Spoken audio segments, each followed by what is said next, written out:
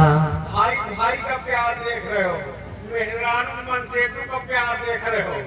क्यों खोपा भगाओ कराओ बुला। ये गांव में कुकुरी खूने भी है, खाना खा के जरूरत है लेकिन इतनी हंसी खुशी का परिवार इतनी जल्दी बिखरी ना। वक्त का इंतजार करो, कभी मौका मिल गया तो जौन लकड़ी लगाओ बुला। हमार लकड़ी तुम जानते हो। अरे तुम लकड़ी लगा जो एक जने कुमार का। चलिए देखो आगे होता क्या है। कहना है चमकी चमकी फिरे का चौकी चौकी फिर चौकी चौकी नहीं तो बहकी बहकी चमकी चमकी चमकी चमकी चमकी चमकी फिरे कोई चमकी फिरे चमकी चमकी फिरे होने माथे कई टिकुलिया चमकी चमकी फिरे।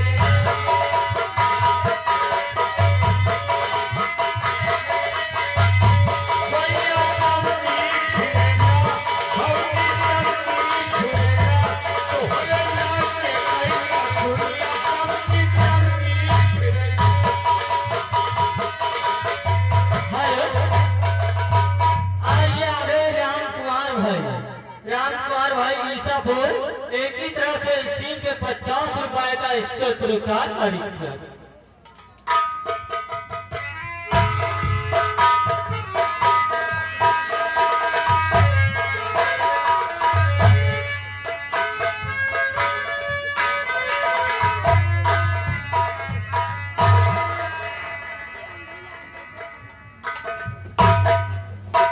दोस्तों, आज बड़ी दुख की बात है कि जैसे ही हम अपने दोस्त से मिलने के लिए खैरागढ़ पहुंचा, मैं अपने दोस्त से 2-4 बातें किया और उसके बाद मेरे दोस्त को अचानक हार्ट अटैक आया और उसी में मेरे दोस्त की मौत हो गई। जैसे कि मेरा दोस्त मेरा ही इंतजार कर रहा था।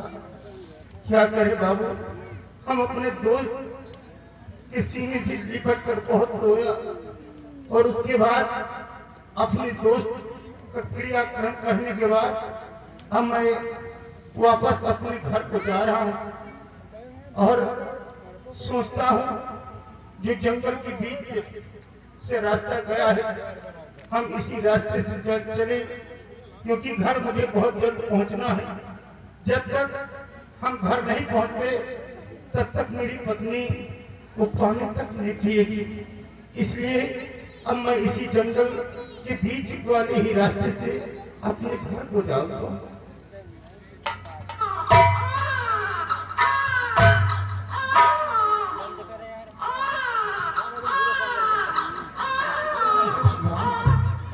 बच्ची की रोने की आवाज इस बियाबान जंगल में यहाँ तो कोई दिखाई नहीं पड़ रहा। लगता है यहाँ कुछ न कुछ गड़बड़ है। आगे हम चलकर देखते हैं कि बच्चे की रोने की आवाज कहाँ से आ रही है।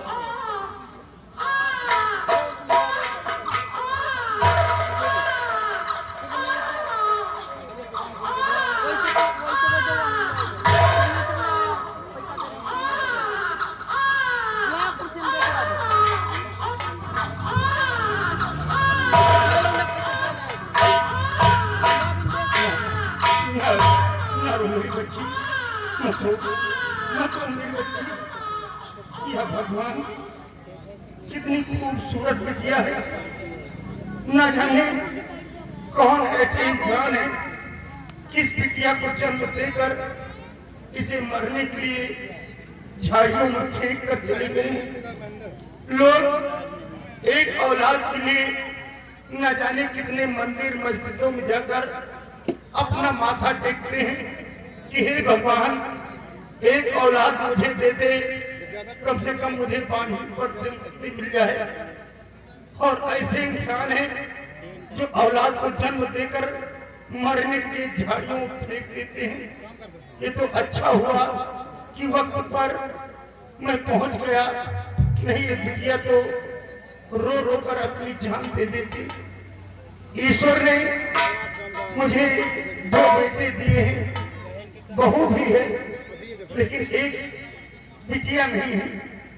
आज इस बिटिया को पाकर हम धन हो गए हैं। अब इस बिटिया को लेकर हम अपने घर को जाऊंगा, और जब मेरी पत्नी और मेरे बच्चे इसे देखेंगे तो खुशियों से झूम उठेंगे।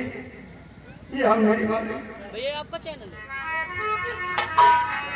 ओ हमरो भाग्य जगाए, ओ हमरो भाग्य जगाए, बाकी किसी बुराई ये दुनिया हमरे भाग्य मारी।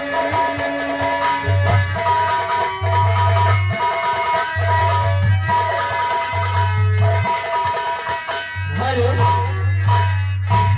और देखिए अभी इससे पहले जो 50 बोला था राम कुमार भाई ईसापुर 50 रुपए का इनाम खरीद किया था। टाइमर स्टार्ट हुआ।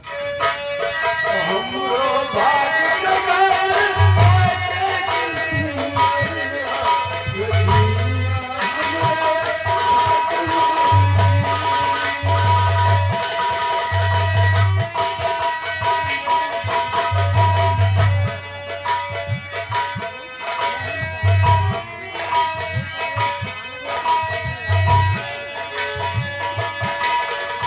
हमरे घर में दुई दुई लड़का बिटिया नहीं पावा।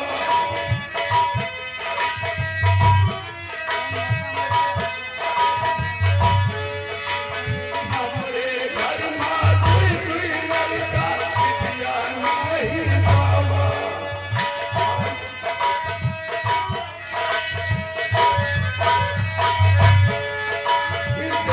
बहुरिया लड़के अपने नहीं मन मुझ है।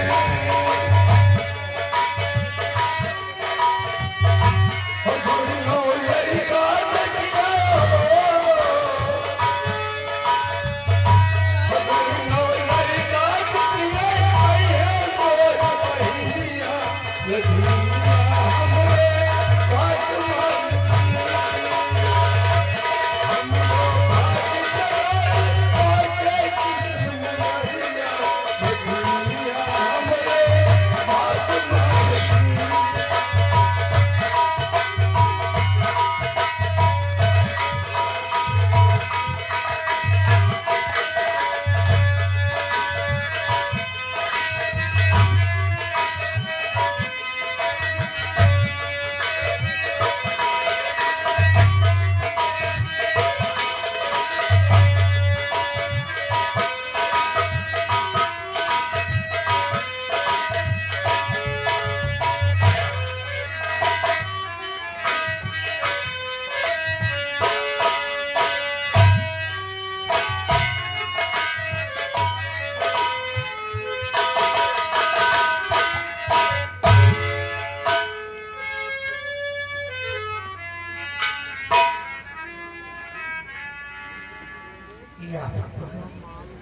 मेरे स्वामी जी अपने दोस्त मिलने के लेकिन उन्होंने कहा कि मैं बहुत जल्द आ जाऊंगा, लेकिन पता नहीं क्या बात है अभी तक वो है नहीं।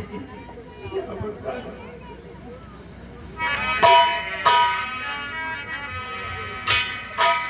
आए न साजने हमार,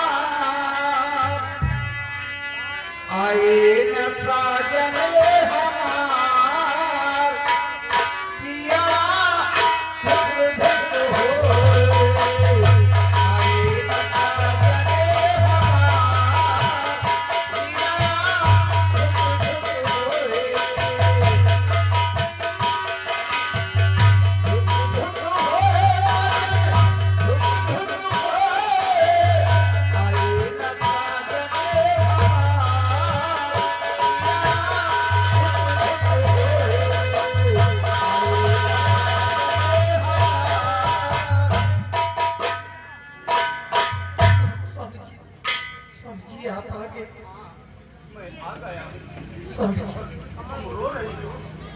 स्वामी जी आपने तो कहा था कि बहुत जल्द आ जाऊंगा, फिर आपने इतनी देर क्यों कर दी? सीता, अब तुम्हें मैं क्या बताऊं? मैं जिस वक्त अपने दोस्त से मिलने के लिए पहुंचा और मैंने उससे दो चार बातें किया, उसको अचानक आधा टिकाया और उसी में उसकी मौत हो गई। सब्जी, ये तो बड़े दुख की बात है। हाँ, ये बड़े दुख की बात है, लेकिन क्या करें? क्रियाक्रम करने के बाद जब मैं वापस घर को लौट रहा था कि जंगल के बीच रास्ते से एक अनोखी चीज को मिली। सीता, अनोखी चीज? हाँ सीता जी। कौन है कि अनोखी चीज? यह हमें भी बताइए। सीता, जिस वक्त तुम सुनोगी तुम खुशियों से झूम उठोगी। सीता, लेकिन स्वामी जी कौन ऐसी बात है?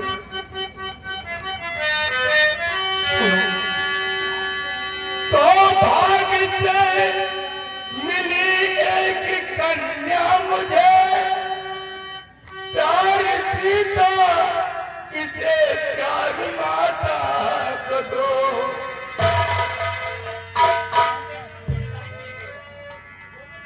दोनों बेटों को मेरे बहन मिल गई, दोनों बेटों को मेरे बहन मिल गई। याद बेटे को प्यारी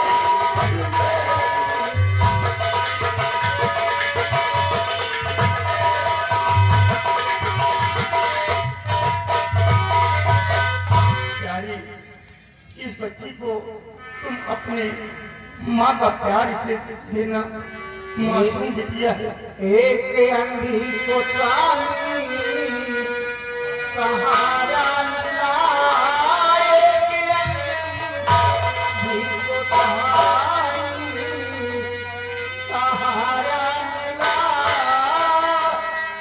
जान के बढ़ के बिटिया को पालूंगी।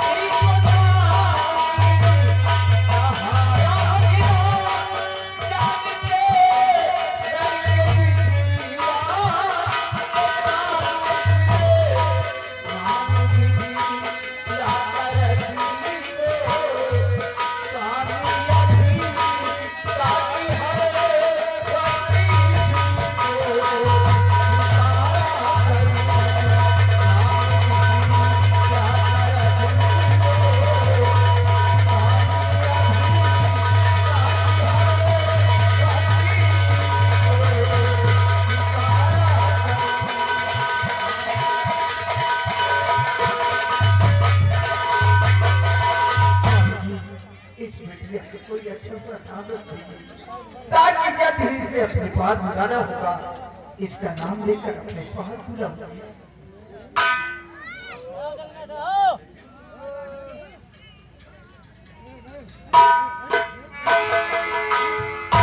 प्यारी सीता, तुम ठीक कहती हो। ये बड़ी अभागन बिटिया है जो इस बिटिया को पाकर मैं धन्य हो गया हूँ। और ये बिटिया एक आसमान का टूटा हुआ तारा है जो आकर मेरे आंगन में गिर चुकी है। मेरे आंगन में चांदनी सा बिखर गया है। सीता, क्यों न हम इस बिटिया का नाम चांदनी रख दें? स्वामी जी, नाम तो बहुत प्यारा है बिटिया का। अगर बच्चे सुनेंगे दोनों तो बहुत खुश हो जाएंगे। हाँ प्यारी, जिस वक्त हमारे बच्चे इस बिटिया को देखेंगे खुशियों से झूम उठेंगे। आओ बैठो, बच्चे आते ही होंगे।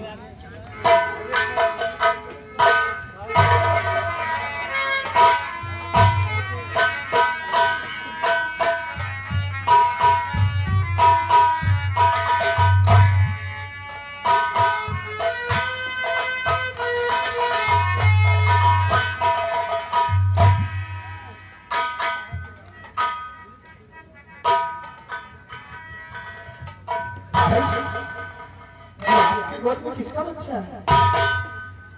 बेटा ये मासूम बिटिया है। क्या बच्ची? हाँ बेटा। किसी बच्ची है दादाजी गोद में, सच बताओ मुझे कुछ छिपाओ। आप भी खुश है दादी माँ खुश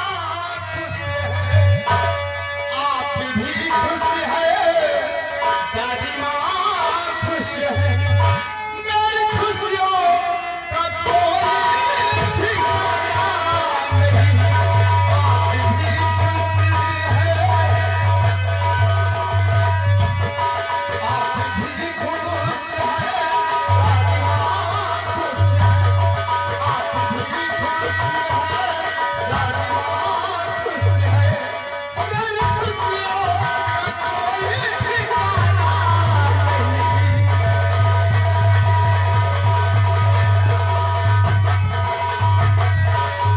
संभाल कर बेटा, संभाल कर, अभी मासूम बिटिया है। लेकिन बाबा जी, ये बच्ची आपको मिली कहाँ? बेटा जब हम तुम लोगों से बता कर गया था कि मैं खैरागढ़ अपने दोस्त से मिलने के लिए जा रहा हूँ, हाँ जब मैं वापस लौट रहा था बेटा कि अचानक जंगल में इस बच्चे की रोने की आवाज मुझे सुनाई पड़ी। हाँ मैंने इधर उधर देखने लगा, लेकिन वहां पर मुझे कोई भी दिखाई नहीं दिया। और कुछ दूर आगे बढ़कर देखा तो झाड़ियों में गंदे गंदे कपड़ों में लिपटी हुई रो रही थी बेटा।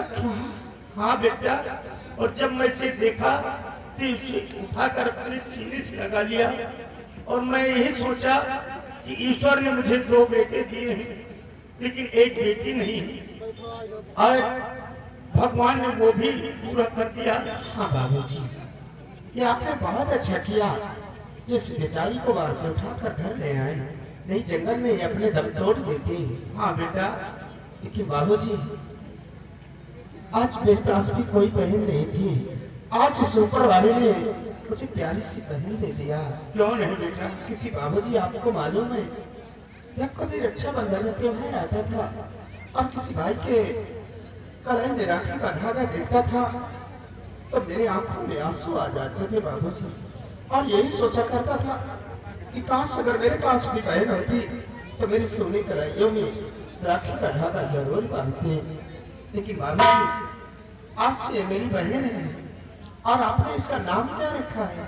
बेटा इस बिटिया का नाम मैं चांदनी रखता हूँ। वही चांदनी कह के बुलाऊंगा। हाँ हे बेटा, देखो भी तुम्हारी भाभी भी है तो वो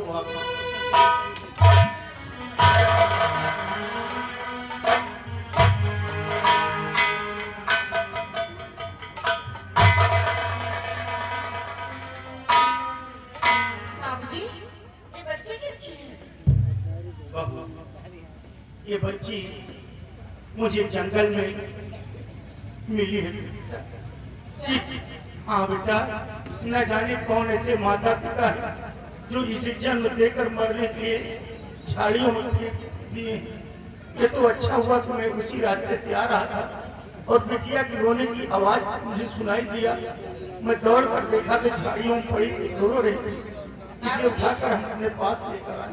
आपने बहुत अच्छा किया और मुझे तो बहुत बड़ी खुशी की बात है कि मेरे पास मेरे बाबूजी, मेरे पास मेरी माँ है, मेरे पास मेरे देवर जी, सब लोग तो हैं, लेकिन कोई जन्म नहीं थी। भगवान ने आज वो भी ख्वाहिश मेरी पूरी कर दी। हाँ बाबूजी और माँ सब लोग चल के घूम लेते हैं। हाँ चलो बेटा।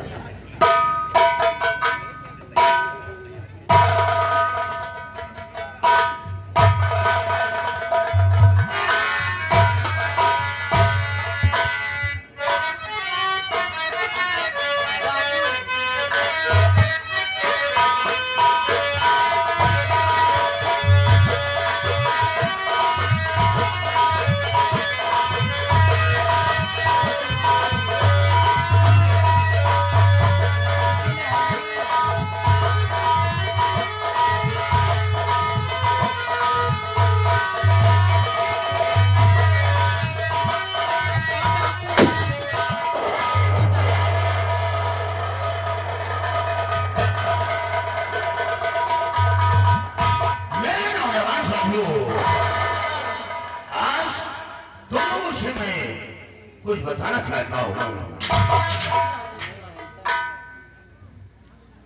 साथियों, मेरे पिता का नाम रणधीर सिंह था। हमारे ही गांव का जमींदार लखन सिंह था। उसका काम गरीबों के अंदर दहशत फैलाना, गरीबों का खून चूस कर अपना खजाना भरना, बहन बेटियों की इज्जत से खिलवाड़ करना, ये उसका पेशा था। एक दिन एक गरीब किसान की बेटी को हवेली में बुलवाया और उसकी इज्जत को लूट लिया और उसे हवेली से भगा दिया। वो लड़की सर्प से आत्महत्या कर दिया। यह बात मेरे पिताजी को बुरा लगा। लखन सिंह के खिलाफ आवाज उठाया, लेकिन वो बहुत बड़ा जमींदार था। उसी लड़की के खून के इल्जाम में मेरे पिताजी को जेल से कर दिया। पिताजी को जेल हो गई और जब वो जेल से बाहर आए और गांव पहुंचे तो गांव के लोग तरह तरह की बातें करने लगे, खूनी पापी करने लगे। यह बात पिताजी को बुरा लगा। वो अपना गांव छोड़ दिया, मेरी मां को साथ दिया और गांव छोड़कर काली पहाड़ी पर झोपड़ी बनाकर अपनी जिंदगी बिताने लगी। अफसोस के बाद पिताजी का इंतकाल हो गया। पिता के मरने का गम मां को सताने लगा।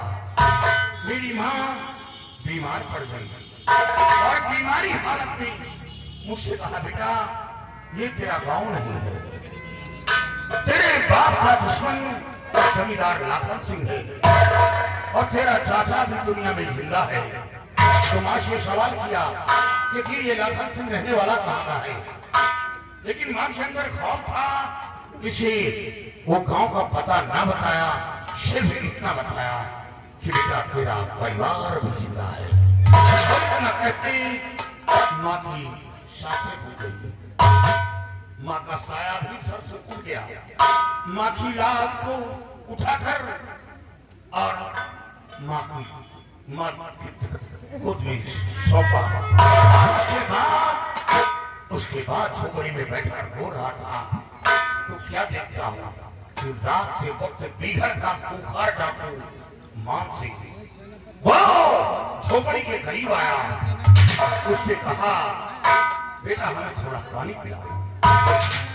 लेकिन उसने मेरी आंखों में आंसू देखा तो उसने कहा, बेटा पहले रोने का कारण बता, तब मैं तेरे हाथ का पानी पीऊंगा। मैंने अपनी बीती बातें डाकू मान सिंह से बताया और उसने कहा, बेटा घबरा नहीं, अब मेरी साथ घाटी पर चल। मान सिंह के साथ घाटी पर पहुंच गया, लेकिन अब बहुत की बात गर्दिश दिशा नहीं छोड़ रही थी। दुश्मनों ने पुलिस से मुखबिरी की। सरदार मान सिंह पुलिस के मुठभेड़ में मारी गई।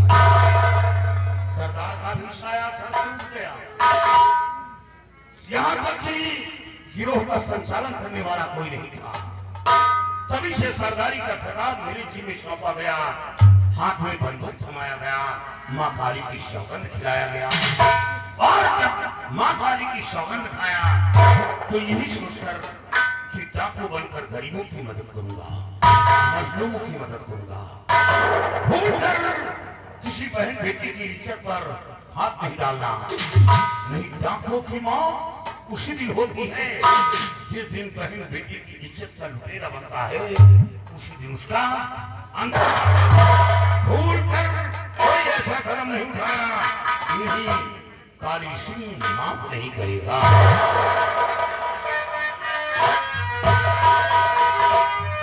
और सुनो साथियों ध्यान से मेरा ये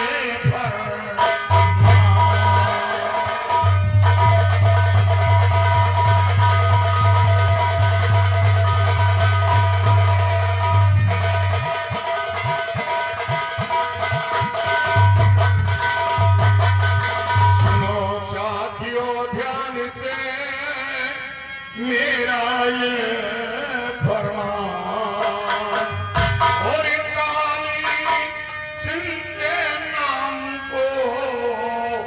भई ना करना पड़े।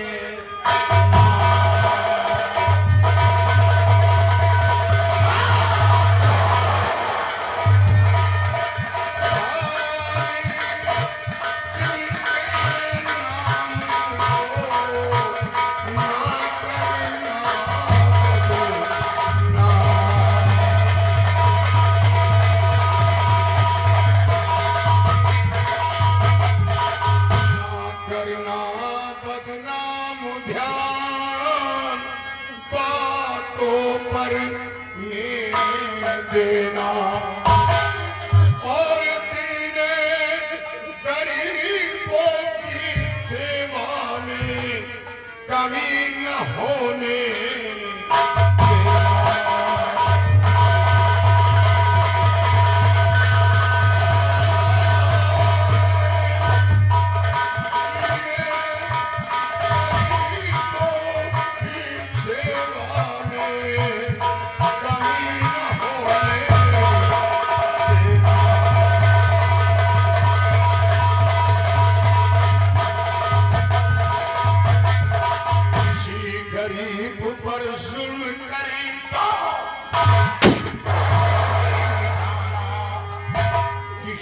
गरीब पर जुल्म करे तो फौरन उसे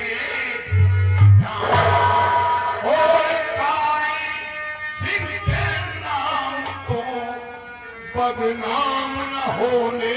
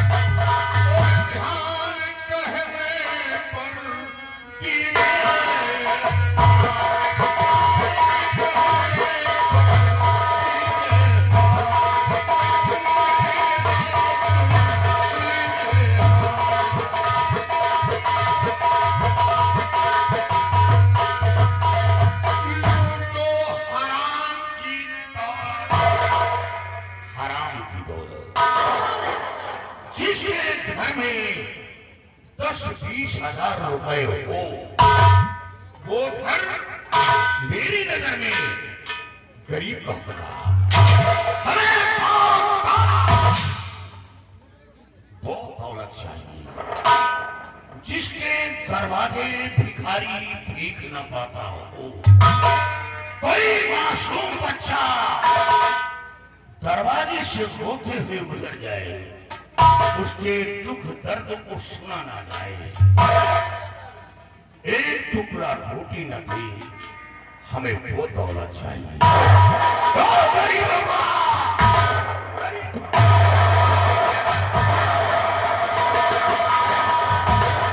गरीबों का खून चूस कर अपना खजाना भर रखा उसमें काली सिंह का हिस्सा है। इसका हिस्सा काली सिंह लूटो हराम की दौलत आचनाए करके कभी जियो उन्हीं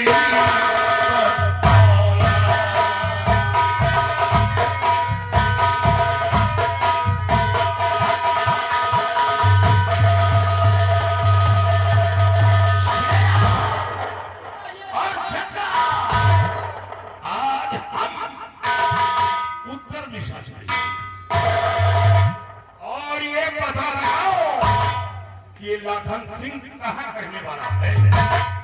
अगर लाखन सिंह मिल गया तो साक्षात मेरा पिछला परिवार मिल जाएगा। मेरा दुश्मन ठाकुर मेरा दुश्मन और जमींदार लाखन सिंह है। सबसे पहले काली सिंह के बंदूक की गोली इस लाखन सिंह के सीने पर हम छुपे रुस्तम कयामत की नजर रखते हैं। हम छुपे रुस्तम कयामत की नजर रखते हैं।